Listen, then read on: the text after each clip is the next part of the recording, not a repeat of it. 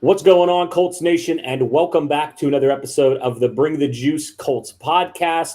I am your host, Cody Felger. Got a lot of guests on. Of course, got to talk about my guy, Zach, who's joining us for this episode to help preview the Colts versus 49ers Sunday night football game. A couple special guests, guys that are kind of all over in the 49ers community.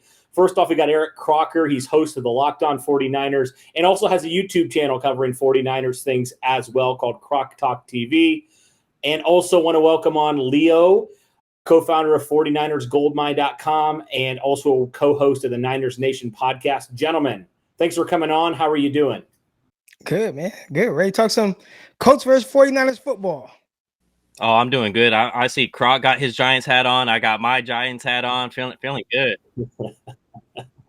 Awesome, guys. It's still Orange October. Yes. Yeah, exactly. Good to have you guys. Thanks for coming on. Really appreciate it. Guys, this is a big matchup. Sunday Night Football, Colts 49ers. I know the Colts just had a primetime game a couple weeks ago. Didn't go as planned. Pretty embarrassing. Colts blew up hugely to the Ravens. We won't get into that. We've already suffered enough. But this game, guys, is a very interesting game because I know, Croc, we were talking a little bit off air. Like, this is a game that's kind of crucial to both teams, right? To both teams potentially turning it around. Both teams right now under 500. The Niners right now 2-3. The Colts 2-4. The Niners actually started very well, 2-0. In the last 3 weeks are on a 3-game losing streak. But we'll say this, they have taken some very good teams down to the wire the last couple weeks, especially the Packers and the Cardinals. Just couldn't pull out the win. So I want to get your guys' perspective. We'll start with you, Croc, and then we'll go over to Leo.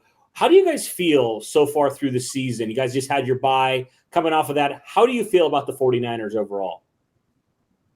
Yeah, it's weird. They're in a weird space, and I think most fans will tell you they're not exactly sure how to feel right now. It seems like the team just has no identity and no direction. So it's like we don't, as fans or people that cover the 49ers, we're not exactly sure. Like, what are we getting behind, right? Like, what is the identity of the 49ers? I think right now that's what they're kind of struggling with. They're trying to figure that out, and they're going through a lot of different transitions, whether it's quarterback positions or running back position and just different injuries along the secondary.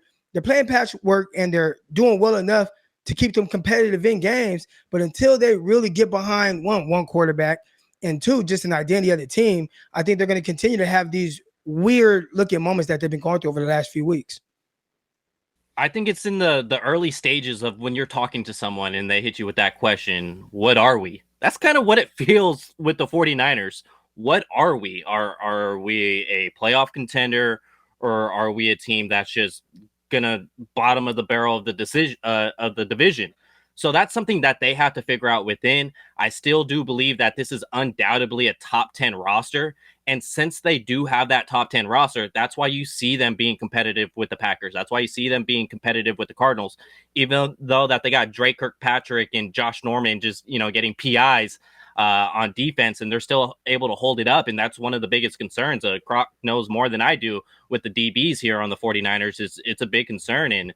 And this is an interesting matchup because these two teams are on the other side of the spectrum. 49ers were 2-0, looking great. The Colts were 0-3, not looking so great. But since then, the Colts almost had a 3-0 run if they held that lead against Baltimore. And the 49ers are on a 3-game losing streak. So they just basically flip roles, and it's going to be an interesting game of this season. Yeah, man. So I guess we'll just go over, like we always do here on the podcast, we go over the injury report. So let us know where you guys are at in the current state of your injury report with Javon Kinlaw, Lance, obviously, Trent Williams, Kittle went to IR. Where are you at with the injury report, and how do you feel about the current state with that injury report? Oh, go ahead, Leo. You get handle that. Yeah. So the Kinlaw one, it seems like something that's going to be week by week through his NFL tenure, whether it's a 49er tenure or, on other teams. That's where you really miss DeForest Buckner and that trade. That's where it stings a little bit because with that knee tendonitis, it's always going to come up. With Trey Lance, that was just a weird thing because you heard him after the game saying he felt great, that nothing would, his body felt fine after taking all those hits. Yet John Lynch was saying that Trey Lance felt something on the sideline during the game. And so it's just a weird language there. Jimmy Garoppolo, he appears to go, whether his calf was severely injured and he had to miss that Cardinals game. Once again, it's just a bunch of mysteries with this team. George Kittle, he's probably going to come back once he's available off the IR, which is not going to be this game. Yeah, man, I know the Colts have a lot of injuries as well right now to some key players. You know, they just had Paris Campbell, who scored a 50-yard touchdown the week prior against Houston. And also just today, Julian Blackmon, they placed on IR. He tore his Achilles in practice. So, man, these injuries, they just suck, man. You guys know probably better than anybody how much these injuries can just completely derail your season. And the Colts have some other guys who have been dealing with some injuries. You know, they had some guys who missed the start of the season. You know, they had guys like T.Y. Hilton, who just came back last week. He's kind of 50-50 up in the air. He's not going to practice as it stands on Thursday. We'll see what happens going forward. He's played through, not practicing throughout the week. But then you got guys, you know, like Kimoko Toure, who looked really good a couple weeks ago, who hasn't been back yet. You got Braden Smith, who went out week 1. Colts didn't elect to put him on IR for some strange reason, and he's still not back out there. So it's a little bit of a concern. The good news, though, in the Colts injury front is the fact that they are getting Quentin Nelson back this week, their offensive guard, to play that left guard position. And the offensive line hopefully is getting a little bit more healthy. You know, they have Eric Fisher, who, you know, missed the first couple games after that. Unfortunately, another Achilles injury that he suffered last year and has looked up and down. But I feel like this offensive line has started to finally put it together a little bit. And this Colts offense overall, now that they're getting a little bit healthier, I think they're looking a little bit better. What are your guys' perspective right now, I guess, on the Colts injuries moving forward, and how you guys could potentially, you know, attack those? Well, I think that the crazy thing is looking at the secondary and the injuries they've had and really the up and down plays. Zach and I were talking before we started recording about Xavier Rhodes. And, you know, you would think that that's an area where the 49ers would be able to take advantage of. But, and I don't want to sound all doom and gloom for, 49er fans, we've seen this story before where it's like you go into a game and it's like, oh, yeah, we should be able to torch them. And we just don't, or we can't for whatever reasons. So I would think like that's the weak point of the Colts defense. But for the 49ers, that hasn't been a strength of theirs, being able to take advantage of injuries to secondaries or poor play in the secondary, whether it's because of the receivers or the quarterback or for whatever reason. We just haven't been able to. A lot of times when we do take advantage of a secondary, it's really just a schemed up play where we take advantage of somebody's rules, but not because, well, this guy's injured, so we're picking on his replacement or anything like that. So, man, I mean, the pass rush, I think if there is one area where maybe it kind of helped the 49ers is, you know, not having guys like Kimoko Toure or whoever else supposed to help off of the edge. And, you know, maybe we could pay a little bit more attention to DeForest Buckner and kind of scheme around him. And that'll help open up everything else. I think that's the only way that the 49ers really could take advantage of what's going on as far as injuries go. Now, offensively for the Colts, I think it definitely helps the 49ers. You know, we losing a guy like Paris Campbell, who is a speedster, like you said, had the 50-yard touchdown play. You know, 49ers don't have a lot of speed in the secondary. They have one guy, Emmanuel Mosley, who could run with guys. Aside from him, you know, some of these guys are older. Jacob Patrick, Josh Norman, they're a little bit older and they like to be more physical, but they will struggle against the quicker, speedier type guys. So, you know, missing Paris Campbell, I think that bodes well for the 49ers, who throughout all the injuries they've had, they still have like the number 5 pass coverage grade according to PFF. So they've been doing well even with the guys that they have. The pass interferences have kind of been an issue, but aside from that, they played well. And I think, you know, having Paris Campbell not playing, and even T.Y. Hilton, I think I saw him say something today where he's like, oh, I'm 50-50 for Sunday night. You know, if he doesn't play, that also bodes well for the 49ers where they can be a little bit more aggressive with the receivers. Yeah. I was curious about that. Sorry to interrupt you. I was just curious about that a little bit now, you know, your guys' view of Carson Wentz here and what you think so far of him in this Colts offense, you know, being able to pass the ball the way they have and also being able to now run the ball a little bit. We'll start with you, Leo, and your kind of thoughts on this Colts offense overall from your perspective. You know, now we're diving kind of into this 49er defense a little bit. Well, I think Jonathan Taylor's a hell of a running back, especially where the 49ers got to be careful is in the screen game with Jonathan Taylor, because we've seen a couple times this season, if you give him a little bit of space, he could get a house call on one of those screens out to him. Carson Wentz, that's going to be the main part of his game. Is just don't turn over the ball, and that's giving the Colts a chance to win, as you've seen here over the past 3 weeks or so. As long as he takes care of the ball, that's going to hold the Colts in good footing.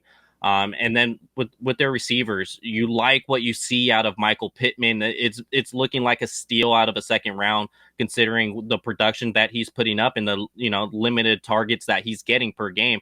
It's not like he's getting the usage of a CeeDee Lamb. Not to use CeeDee Lamb, he's on a whole other spectrum himself. But he's looking like a real steal where they got him in the second round, because he was a guy that could have been easily taken off the board in the first round.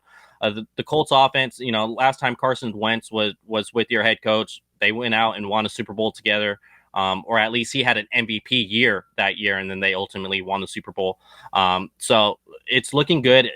Obviously, you got to let a few weeks pass by for it to marinate. Carson Wentz has to go through that change in his mindset from after everything he dealt in Philadelphia. Now he looks like he's getting on track. I know week 1 was just really, really shaky for Carson, and how he looked made everyone think like, oh my God, is this thing actually going to work out? Or was it just a fantasy that we thought it was going to? No, it's looking like it's going to work out, and it's just taken a few weeks, for it to actually marinate, and he's looking better week by week. Obviously, you're going to have really high standings with that photo behind Zach there in Peyton Manning being that quarterback there for so many years. I think for Carson Wentz, the biggest thing is making it to where he doesn't have to win the game, right? And I think that's what they've done a good job with over the last, week or so, where maybe, Texans aren't that great of a team, but making it that should be the recipe, right? Let's lean on the run game. And all right, Carson, you just have to make a throw here and there. You don't have to be a superhero. And I think late in his time with the Philadelphia Eagles, that was the issue. Everything was, he was just trying to play hero ball and backyard ball and feel like he had to make every play, and it resulted in a lot of turnovers. Well, right now we're seeing it, 9 touchdowns to 1 interception. So he's not having to play that hero ball. He can play a little bit more under control. And if he can do that against the 49ers, then he'll be successful. Now, the issue is, although the 49ers pass rush isn't quite consistent, Nick Bosa at any time can make plays. And, we've seen it five games. He has 5 sacks. He is going to get back there at some point, and you just got to hope that your quarterback doesn't panic. And then you have D Ford coming off the other side, who he plays maybe 15 snaps a game or whatever it is, but they are all that third down, that key pass rushing play, and he's going to come off that edge and he can move the pocket. Then there's Eric Armstead, who is having a terrific year. I think the 49ers are really up there on like quarterback hits, maybe like the number 1 team or something like that, but they will get after it a little bit. It's just not as consistent as you would like. So that's one thing when it comes to Carson Wentz and what has made him successful. If the 49ers pass rush starts to get there, then we'll start to see if he kind of reverts back to what we've seen in the past couple of years. Yeah, really quick. The last time Nick Bosa actually went head-to-head with Eric Fisher was that Super Bowl where Nick Bosa looked like the best player on the field. And that was a field that had your guys' DeForest Buckner, a field that had Patrick Mahomes, the eventual MVP, Tyreek Hill, Travis Kelce, George Kittle. And yet that rookie Nick Bosa looked like the best player on the field that game. I don't think he's at that where he was then because of his ACL injury. It's going to take a couple more weeks to get back to where he's 100%, if not a little better. But that's a huge matchup to look at because Nick Bosa dominated Eric Fisher. I think he had like 12. He had like 12 or 13 hurries in that game. Yeah, it was ridiculous. Wow. That's pretty crazy. So I think I know where you guys are at on this, but we're going to talk about it. Where is the 49ers fan base with Jimmy G as their starting quarterback right now? Like, that's the hot topic. We had a friend on our podcast last night, and I didn't know quite how it was with Jimmy G and Trey Lance. Leo, you go first, man, because I'm pretty sure where Croc's at with it. I'll let him finish it up, but you go first with how you feel about Jimmy G and his play thus far this season. It's just Jimmy. This whole offseason, the hype was, this new Jimmy Garoppolo, this pissed off Jimmy Garoppolo. That's not the case. He's the same guy that we thought he was, He's just vanilla. It's you have your old iPhone. You say you have your iPhone XS or whatever like I do. Yet the iPhone 13 just came out. 49ers went and got that iPhone 13. It has more features. It's faster, really good processor. Yet you haven't activated it for whatever reason. It's still sitting in the case, and you're using that iPhone XS and saying, no, I'm going to go with this until it just completely dies on me and it doesn't even give me any type of charge. That's what the 49ers are doing with this quarterback situation. Rip off the Band-Aid, put in Trey Lance, because even if Jimmy does come back from this calf injury and he goes out there and puts up a Pro Bowl season, gets these guys into a playoff, maybe even win them the division. Let's just go big brain here. Wins them the division. Where is he on this team next year? The 49ers team? No. So it's just go ahead and move on. Trey Lance, right now you're under 500 at 2-3. Speed up the development. You're going to hit that learning curve, that rookie wall with Trey Lance eventually. It's either happens this season at a 2-3 record, or it happens next season with a fresh start.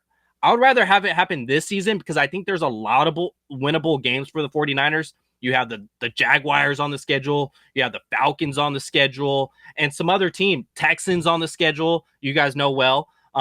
So it's just do that with Trey Lance now. Jimmy is who Jimmy is. He's not going to change. And you look back at 2019, he had a lot of weird circumstances come up to where that's why his record was 13-3. If James Conner doesn't fumble in the Pittsburgh game, the 49ers are not 3-0, they're 2-1. And then his last 10 regular season starts, they're 5-5. So 5-5 in your last 10 regular season starts, what is he giving you? What's the better chance to win? It's not there anymore. It's time to just flip the chapter. You're up. All right. So I try to take a different approach to it. I always want to look at it through the eyes of the organization, the front office, Kyle Shanahan and John Lynch. And I think, if it were up to me, I would have just let him go. Even once I found out that if the 49ers released him at the end of preseason, they'd be able to roll over that $24 million to next year. And ultimately between the 2 years, free up $50 million to put towards a roster. So right there, and I'm like, okay, just go with the rookie, live with your ups and downs, and he's going to be better for it in the future. And you also get to put more resources and money into the roster around him. Well, obviously they go with Jimmy Garoppolo, and I get it. You're looking at a Kyle Shanahan who has one winning season in 4 years. So there is a different level of urgency that he has to have because, hey, my job is on the line. And at the end of the day, I know I win games with Jimmy Garoppolo. That's what it says on paper. And I think when you look at it, and they're probably looking at it this way, and most people as well, you have Jimmy Garoppolo. This should be a Alex Smith, Patrick Mahomes situation where Alex Smith had the best year of his career, and you have Patrick Mahomes. Now there's nobody's calling for Patrick Mahomes because Alex Smith is playing well enough and still leading them to the playoffs. Well, that is not the case right now for the 49ers. Garoppolo has played fairly pedestrian to the point where it's like, well, what is the trade like? What is the trade-off if he would have been playing lights out or just solid, right? Like just in theory, what you think he's supposed to look like, then I think most people would be fine with him starting because it's like, well, I get it. He's playing well at this time. Let's say the 49ers are they're 4-1 or even 3-2. But when you lose 3 straight games and he's part of that because he's not moving the ball consistently, even in one of the wins against the Philadelphia Eagles, the offense was extremely stagnant throughout the entire game. I think that's when people started being like, this isn't quite looking like what I expected. Then he comes out against the Packers, and he did a great job at the end of the game, driving them down to score a touchdown to potentially win the game with 37 seconds left. No timeouts for the Packers, but Aaron Rodgers did his thing. But even then, for the most part of that game, 49ers fell behind 17-0 towards the end of the game. He also threw an interception in that game, setting up short field. He also threw like this little backwards pass, whatever he did, that resulted in being a fumble. So he's had these really weird moments where if he was a rookie, you would say, oh, that's rookie mistakes.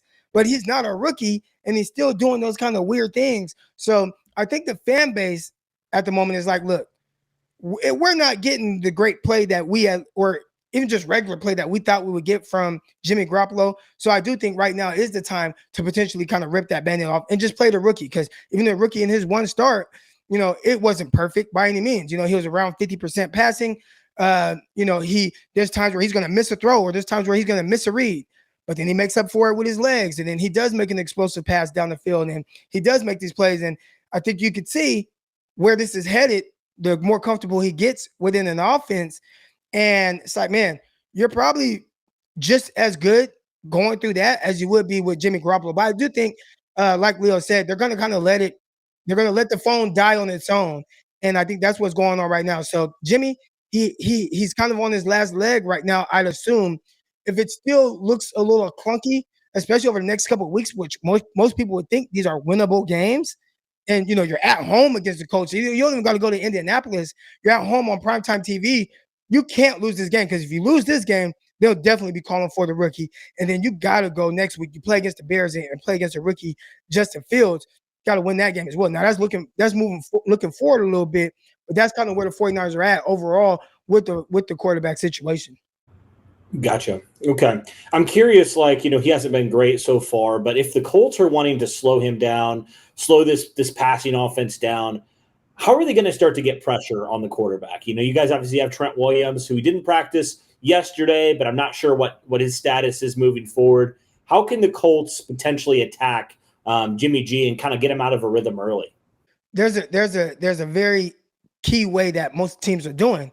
They are really sitting on all routes and really condensing the entire field, because Jimmy Garoppolo, everything with him works off quick timing, right? Unless Kyle dials up a shot play, which we haven't really done this year, but a lot of it is 3-yard slants, hook routes. Everything is based off timing right now. Almost 3-step drops, occasionally a 5-step drop with a hitch where he'll throw a little bit deeper. But teams know he wants to throw the ball right now in these intermediate routes, and we're not throwing the ball vertically down the field. So what are the teams doing? They're cheating their safeties up, playing on about 10 yards deep, not really off. The outside guys are cheating up on routes, and they're not giving any ground. And it's condensing everything and making it to where 49ers are throwing slant routes and curl routes, and everything is super contested. If you watch the Packers game, that's exactly what they did. So if I'm a team, even the Colts, even if you don't have a great pass rush, but you're able to get him in those situations where it's 3rd and 5 and you're sitting on all the routes, I think that's been the key way to kind of attack the 49ers right now.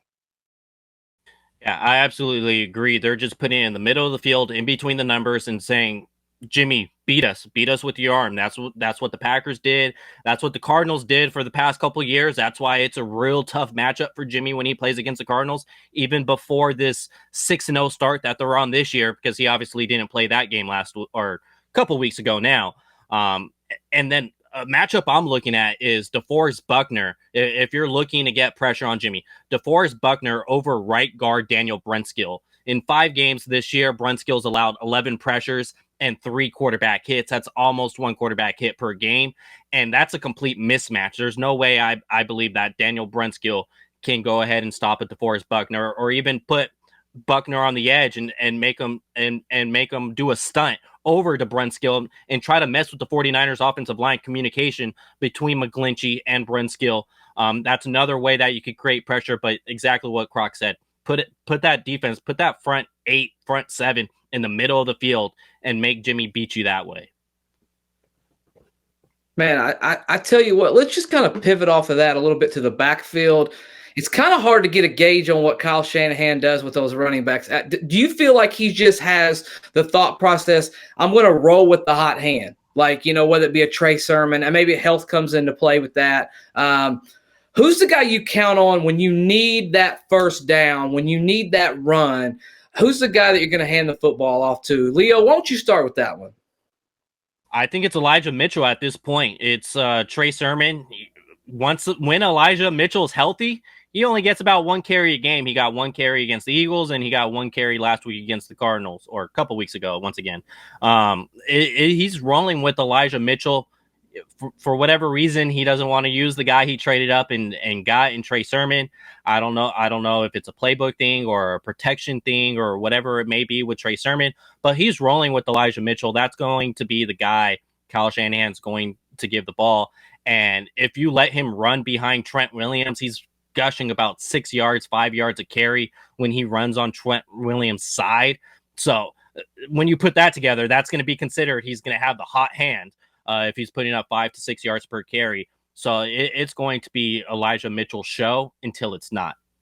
Yeah, and you would think, is he going to roll with the hot hand? And that's something he tended to do, but Trey Sermon had almost 100 yards against Seattle. Then the next week, Elijah Mitchell comes back from, being out a week, and Trey Sermon sees 1 carry for 7 yards.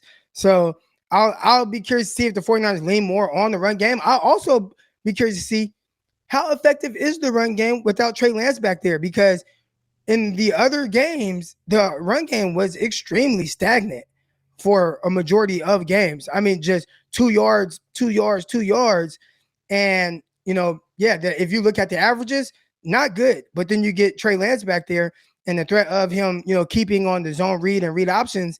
And all of a sudden, the run game started opening up a little bit. Well, it doesn't look like Trey Lance is playing in this game. So I am curious to see, which one gets the hot hand. I'm sure he's going to roll with Elijah Mitchell. That's been his flavor. But how effective is it going to be with Jimmy Garoppolo under center? I think that's one thing to really kind of watch for. That's fair. Against the Eagles, when it was Jimmy Garoppolo under center and it was still the Elijah Mitchell show, Elijah Mitchell had under 3 yards per carry. The Eagles were doing what I expect the Colts to do: stack the box, stack the middle of the field, and that really messed up the run game. But then all of a sudden, he comes back from injury. Trey Lance is the quarterback, and he was averaging almost 5 yards per carry. So with Jimmy Garoppolo, it's, we'll see what happens. If it's getting stagnant with Elijah Mitchell back there, maybe you do want to use the more power runner in Trey Sermon at that point. And with Elijah Mitchell, if you look at the stats, obviously against the Lions, he had like 100 yards. Most of that was off of one big run. I think outside of the big run, outside of that big run Elijah Mitchell had, he was maybe averaging like 2 yards a carry. So consistently, it hasn't been there except for when Trey Lance was in. That's interesting. That's interesting to know, because I know you guys have those two running backs that are really, really decent running backs. Pretty good players there. So that's an interesting stat. I didn't even realize that was happening. But one other stat that I think is very interesting. You mentioned it at the top of the show, but the 49ers right now aren't great in terms of turnover differential. Right now, they sit near the bottom of the league right now. Not that they're turning the ball over a ton, but they're just not taking the ball away a whole lot. Whereas the Colts, maybe they're not taking the ball away a ton either, but they're not turning the ball over very much at all either. And they've gotten a few more interceptions, forced fumbles, things of that nature. What do you guys think of that? What do you guys think of potentially the Niners needing to do that? Need to do something to try to get some turnovers? Because you guys mentioned how not great it's been so far in terms of the turnovers. Not the 49ers not really turning the ball over at all so far.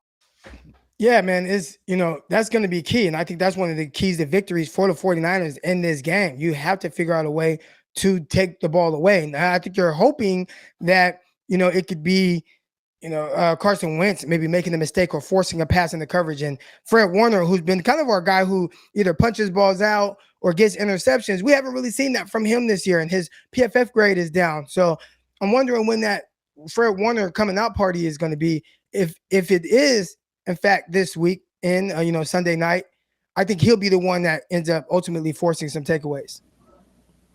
Yeah, like Croc was saying, as well as the edge rushers or the pass rush in general has been a little hit and miss, hot and cold for the 49ers. So something that you got to create is maybe a strict sack from Nick Bosa. He has Eric Fisher's number from the Super Bowl a couple years ago, but maybe you could create it that way. Nick Bosa, Eric Armstead, D Ford, you do have the guys that have that strip sack capability. But if it does not come from that defensive line, Fred Warner, number 54, is going to have to be the guy. I think that the 49ers, the secondary is a big concern as far as talent level, but I think those players are good enough, and I think they are in good position to create turnovers. They're not just letting guys run wide open down the field.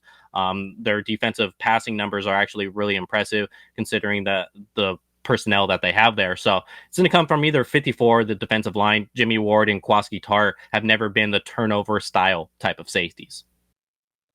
So I got a question for you guys.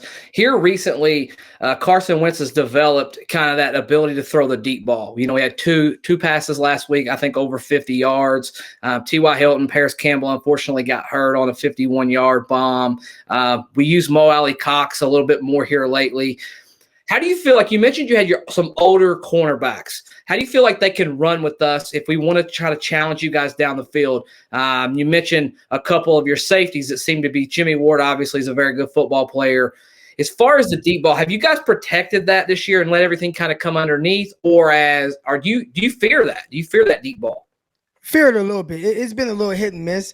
A lot of it was early on with Diamador Lenoir, who – he's a rookie and he's really more, I think they're training him to be a nickel corner. He had to play outside because of injuries that happened early on in the season. But I think aside from Diamador Lenore giving up those vertical routes, the other guys have been pretty good with defending the deep ball.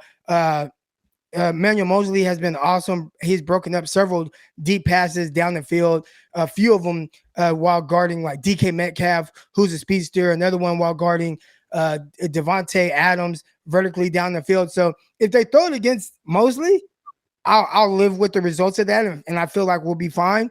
But yeah, the other side, we could be a little bit more vulnerable to it, but we haven't really seen it. Haven't really seen the deep shots to either Norman or Jay Kirkpatrick. That hasn't been the case. Well, the one time on Kirkpatrick that he got called for pass interference. So we'll see if the coach try to take more advantage of that.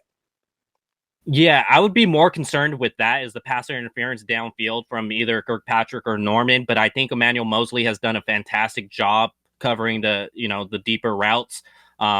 Jimmy Ward doesn't give up much downfield, or even at all. We rarely would see that from Jimmy Ward. Kwaski Tart does an excellent job. He actually does have range more than anyone would actually think. But yeah, I would be more concerned about a little hand grab with PI than an actual completion. Gotcha. Well, Leo, we'll start with you for this one. I wanted to get your guys' thoughts on who are the two players that you think for the 49ers on offense and defense really need to step up to give you guys a chance to win this week?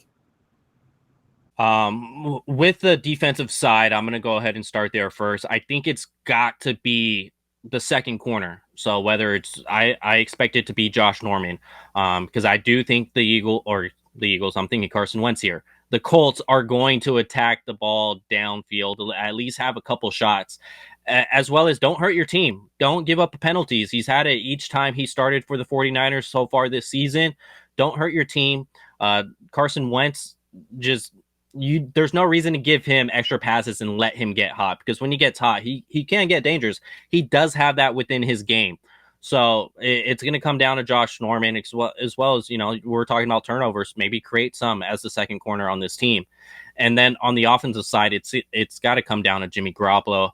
As much as I want to say somebody else and not choose the quarterback position, it's going to be Jimmy Garoppolo, because the Colts, while their defensive ranks may be in the middle of the NFL, they have some talent still. They have one of the best linebackers, and I'm saying one of the best because the 49ers have the best, in Darius Leonard. They have DeForest Buckner. They have really, really talented players on that defense. Blackman, yeah, I know he's not going to play this game, but that's someone I wanted the 49ers to draft.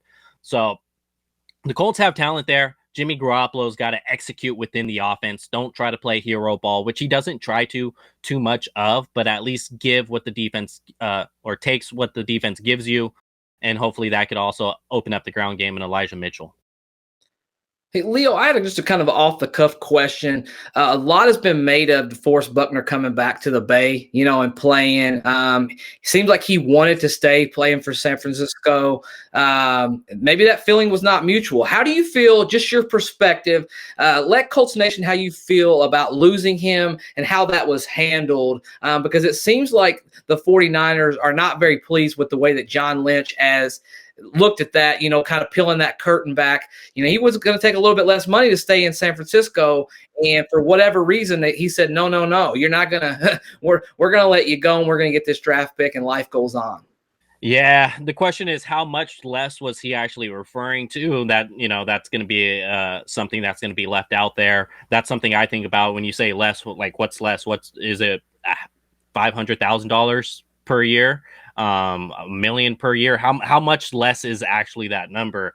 But I remember when that trade went through, when it was in the works, I remember somebody was going, I'm refreshing my memory. Somebody was going to be traded. I thought it was Eric Armstead. In no way I thought they were ever going to trade DeForest Buckner. But once that deal went through, I felt like I was in an alternate reality, and other 49er fans were coming up to me, talking to me like, is this real? Did this actually happen? And yeah, it did. And it sucks because he's a guy that's been what you would say is a model citizen within the 49ers team. He was always available to play. The production was there. He was a great teammate, and he's just someone you want to keep around for a long time, especially when you hear guys like John Lynch we want to keep him in the red and gold for a very, very long time. Next thing you know, once it comes down to the dirty work as a front office, you decide not to do that dirty work and go ahead and trade him.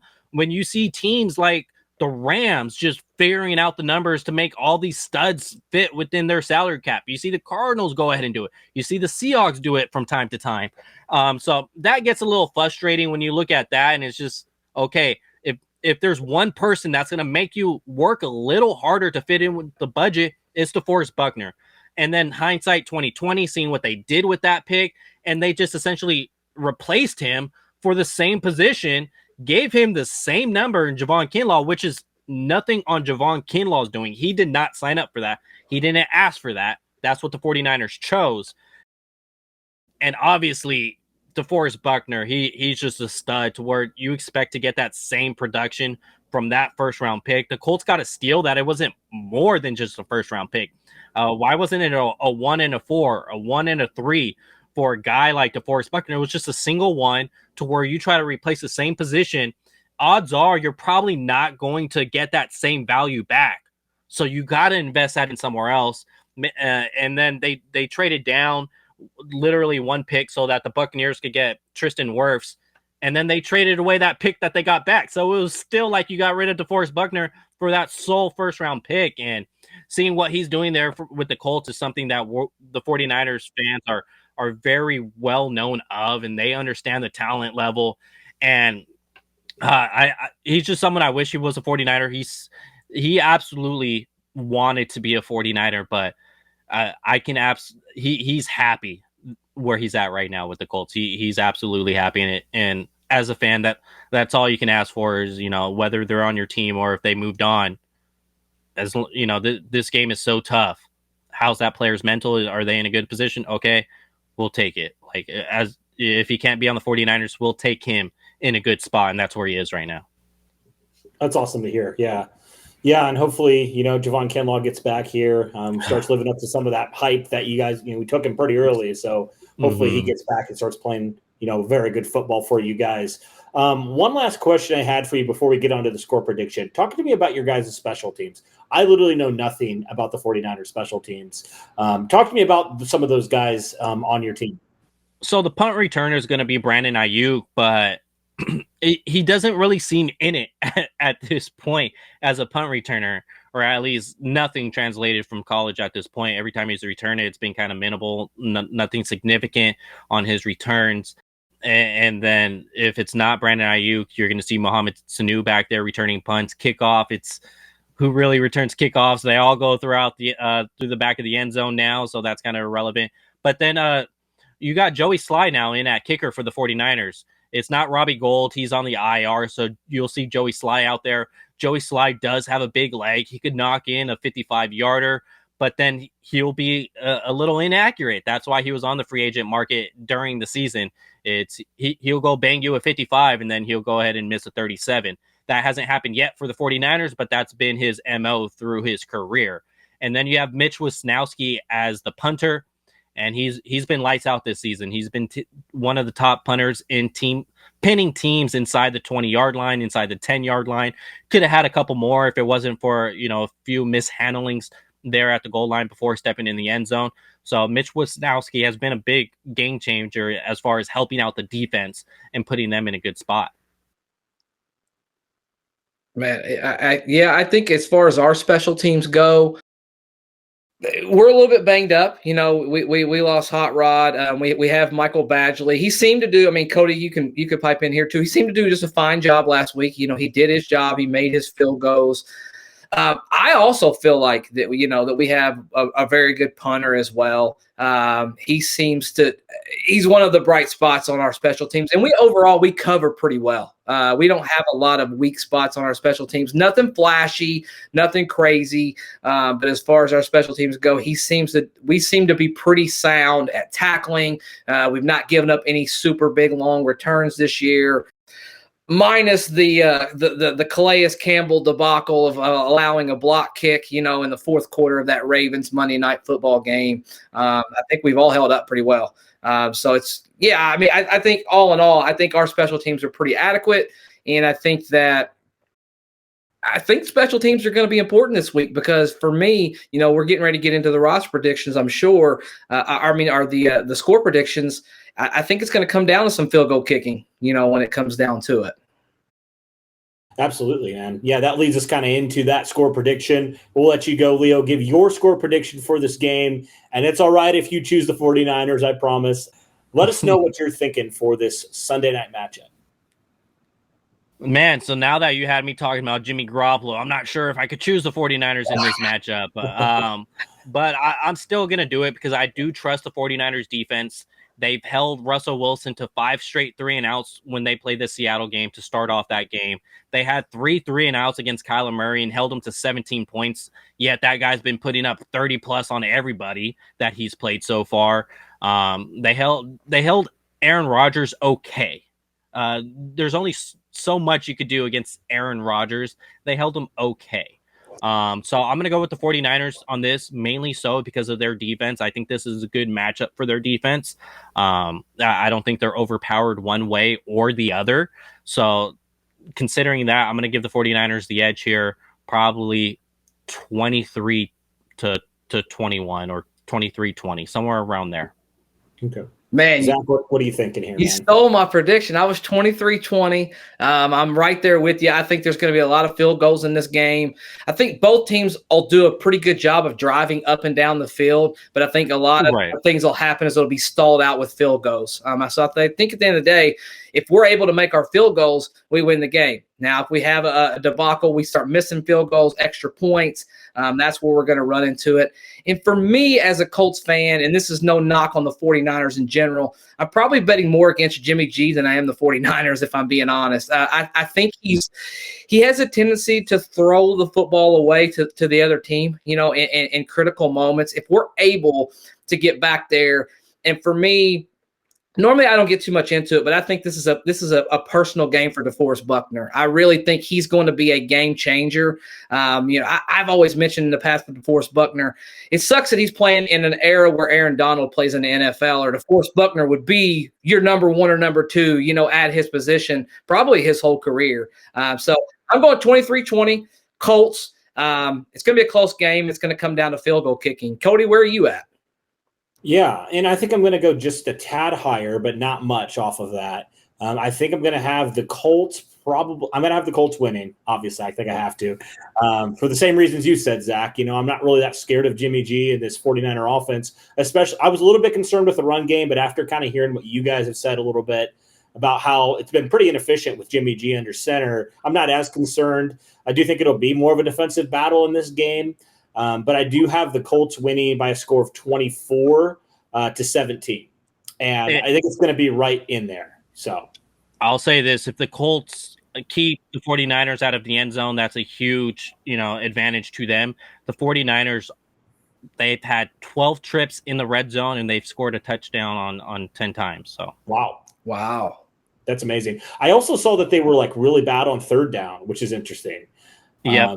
And that's kind of a thing the Colts have had, too, in the last couple of years. The Colts also have struggled a lot in the red zone over the past couple of years as well. It feels like they're starting to get a little bit better at that. The last couple of games especially. Offensively, they kind of seem like they're on fire. So as good as the 49ers defense is, I look at, for example, the Rams game, right, where the Rams just have shut down some quarterbacks, some really good quarterbacks. Even the Ravens, they shut down Justin Herbert last week. And Carson Wentz was able to throw over 400 yards on him. So I want to give Carson Wentz the benefit of the doubt here. And I do think it's going to be a close game. I really do. I think both these teams, their backs are against the wall. They're both going to fight hard. But I think it is going to be a time of possession kind of game, a defensive battle. Whoever special teams is better, I think, honestly, it might be the difference in this game. So I could be talked to either way. But I don't know. I just have faith that the Colts now have a chance to go on a run. If they can win this game, I think they can really go places this year. And it seems like, you mentioned a little bit that the 49ers maybe don't really have an identity right now. I feel like the Colts are starting to find an identity. They even don't have an identity at home. They're 0-2 this season. They lost to the Packers and lost to the Seahawks. So how much of that home field advantage actually translate into this game, we'll see. Yeah, absolutely. I feel like the records are a little bit. Records are always a little bit overblown, I think, especially this early because, you guys were taking teams down to the wire, and we did the same thing. You easily could be having a winning record. The Colts could easily be 4-2, if not better. Yep. So you never know, man. It seems like it's always, as the Colts always say, it's a 1-0 game. You have to take it game by game. And we'll see how this matchup goes, man, but it's going to be a fun one. Thank you so much for coming on, Leo. Really appreciate your time. Also, thanks to Eric. I know he had to head out and go get his daughter, so really appreciate him coming on as well. And as I say to everybody, man, good luck on Sunday, but not too much luck because we want the Colts to win here. But really appreciate you coming on, man. Hey, appreciate you guys anytime. It was a blast. All right. Yep, take care.